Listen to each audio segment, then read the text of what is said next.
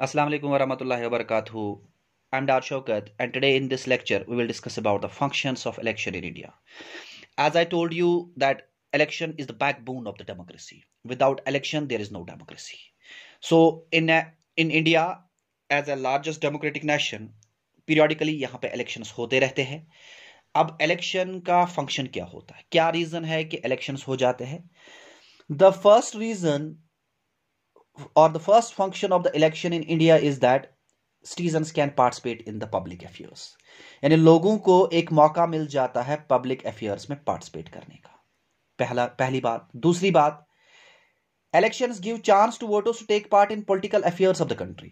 हमारे हर एक कंट्री के अपने कुछ पॉलिटिकल अफेयर्स होते हैं. To get the people to get connected with the political affair of the country, citizens get a chance through his और हर वोट और थ्रू दियर वोट्स.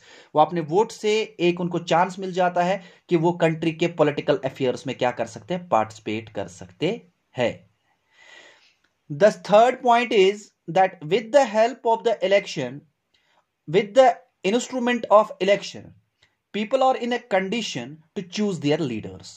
कि वो अपना इलेक्शन के थ्रू ही वो अपने लीडर को चूज कर सकते हैं जिनके ऊपर उनका ज्यादा ट्रस्ट होगा, और कल होके जब वो बन जाएगा वो लोगों के विल के हिसाब से, लोगों के मन के हिसाब से काम करे और उनकी प्रॉब्लम्स को सॉल्व करने की कोशिश करे.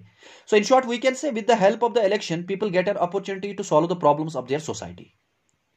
क्योंकि उनका जो रिप्रेजेंटेटिव होगा वही कल उनके लिए फंड्स लेके आएगा जिससे वो अपनी सोसाइटी का क्या कर सकते हैं, भला कर, वेलफेयर कर सकते हैं.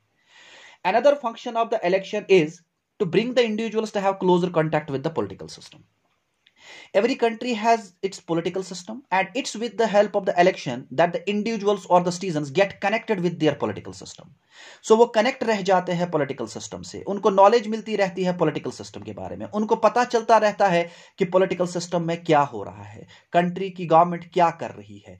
So they get the knowledge and get education due to the elections. अगर वो election नहीं होंगे तो उनको कोई knowledge ही नहीं मिलेंगे.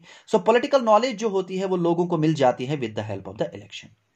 इसी तरीके से elections are important agencies of political communication between the people and the government.